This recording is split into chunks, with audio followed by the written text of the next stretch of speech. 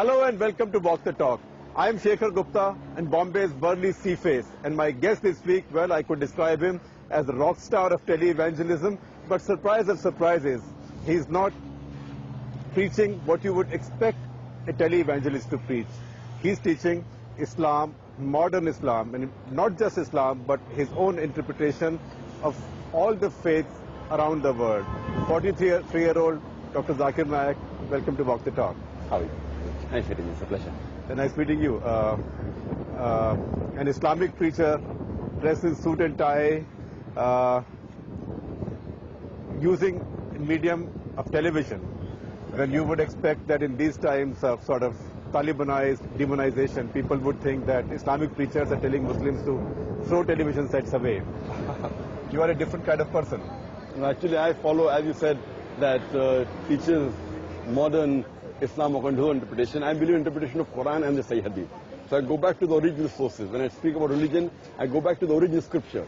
Right. If I speak about Hinduism, I go to the Veda. When I speak about Islam, I go back to the Quran and the authentic Hadith, and then I present it to the world.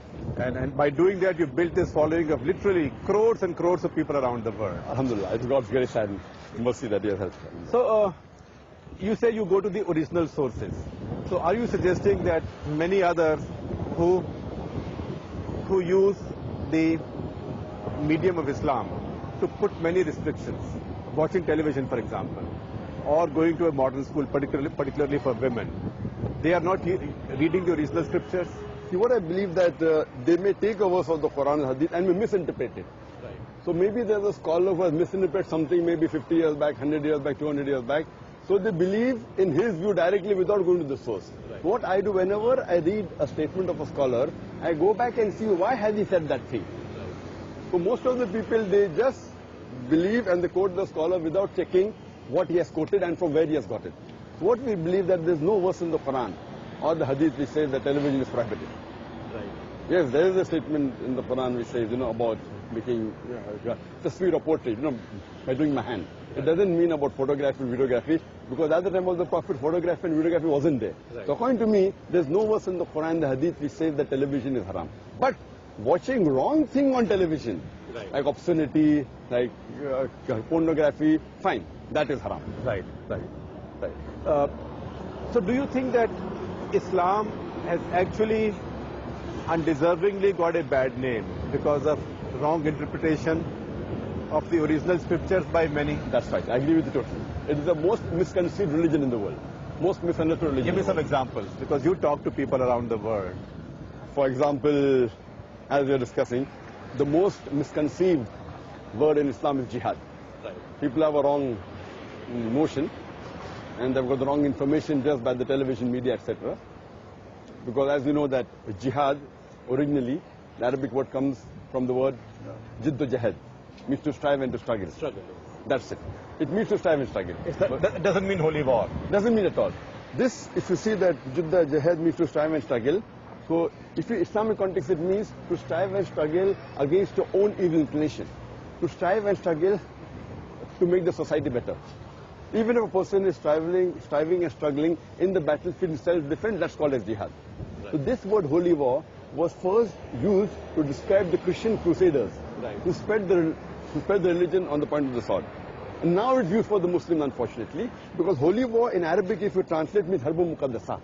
This word harbun muqaddasa doesn't appear anywhere in the Quran, neither in the sayings of the Prophet.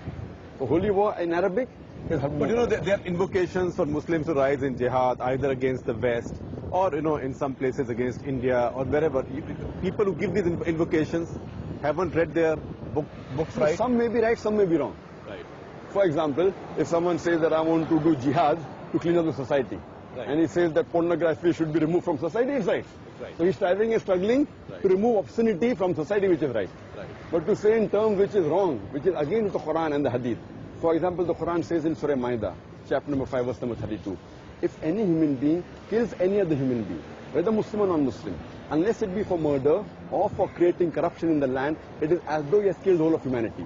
So any Muslim kills any other non-Muslim, innocent non-Muslim, or a Muslim, it is against the Quran. And that would apply to the people who went around killing people in 26/11.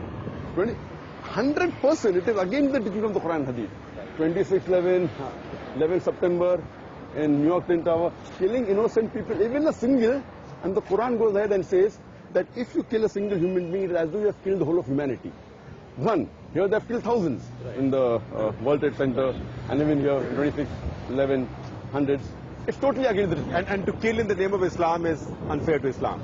Unless, the word says, unless he has killed someone else Right. for justice or created corruption in the land. Right. You know, for example, someone does rape. Right. You know, so Islamic law says that to be strict.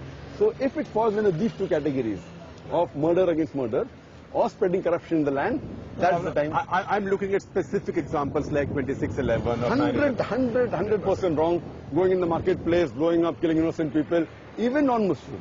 Even if some non-Muslim has done some harm to you, you can't go and kill any other non-Muslim. Right. It's out of the question. Right. It's totally against So Islam. to use jihad or to use Islam to justify this is something you object to. 100%. 100%. Because, you know, I've been watching a lot of your DVDs, and I'm fascinated by the fact you make a distinction between 9/11, which you say was a terrible thing, the destruction of the Twin Towers, and Osama bin Laden, because you are hesitant to accept that he's a terrorist or he's a terrorist leader. I mean, the complete statement would be, I'm hesitant to accept him as a terrorist or a saint. That is the complete statement. Terrorist or a saint. Or a saint. Because, see, personally, because what I have learned about Osama bin Laden is from the news channels, from BBC, CNN. So if you ask my view about Osama bin Laden, I can repeat it, but it will not bring you justice because the Quran says in Surah Hujurat, chapter number 14 and verse number 6, whenever you get information, you check it up before you pass it on to the third person. Right. So I personally haven't checked up whether That's what Osama bin Laden is good or we bad. teach in journalism schools, actually. That's right. So unfortunately, what I say, if you ask me about Osama bin Laden's opinion, I neither say he's a saint, neither is he a terrorist. I don't know. I haven't interviewed him, I haven't done a survey. And same question. Now people say, see, Zakir is supporting Osama bin Laden. I said, that's not the case. I'm being neutral. If I don't know a person, I cannot But give at my the same opinion. time, you will say the destruction of the Twin Towers was bad. What I say, the person who has destroyed the Twin Tower is 100% wrong. He cannot be a practicing Muslim, he has to be condemned. And he's a terrorist. 100% is wrong. But you are not sure if it's Osama bin Laden. That's it. Because I keep on traveling, I get information from, I've seen many documentaries, Loose Chain, 9/11, which state that it was an inside job. This 9/11 was done, an inside job done by George Bush himself. Neither am I saying that is right. Now, because I get conflicting views, and the evidence what I saw in that documentary is far superior than evidence against Osama bin Laden. But in the same vein, if someone asked me that the lady, what's her name, Sadhvi Pragya Thakur, they asked me that is she a terrorist? I said, see, that is what the Bombay police is saying. For me, she's neither a terrorist, neither a saint. For her to be called a terrorist, surely she has to undergo a trial. Right. And if the judge gives the judgment, most of the time, almost all, the judgment of the Indian judiciary I respect.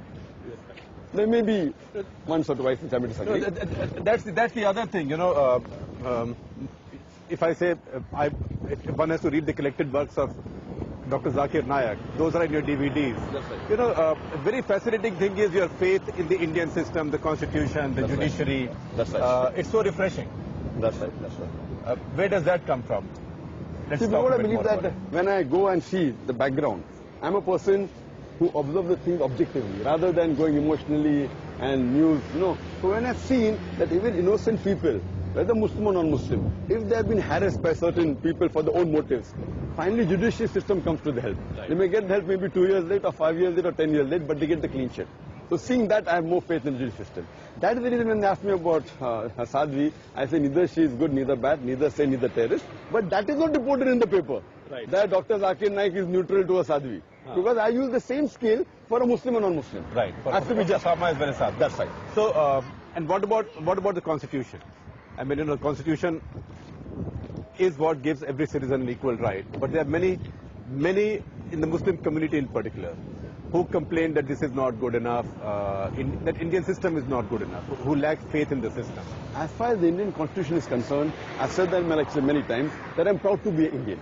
Right. And India is one of the few countries in the world which gives a right to the citizen to preach, practice and follow the religion. Right. So as far as all the constitutions, the non-Muslim countries in the world that I see, India is the best I can say. And Indian constitution does not place any restrictions on That's Muslims. right. Because what I say that I am a practicing Muslim and I'm a practicing Indian citizen. Right. And I don't know a single constitution, rule in the constitution which forces a Muslim to do something which is prohibited in Islam or prevents him from doing something which is fard or compulsory in Islam. Right. So I can be a very good practicing Muslim and I'm proud to be Indian, both together simultaneously. Because there's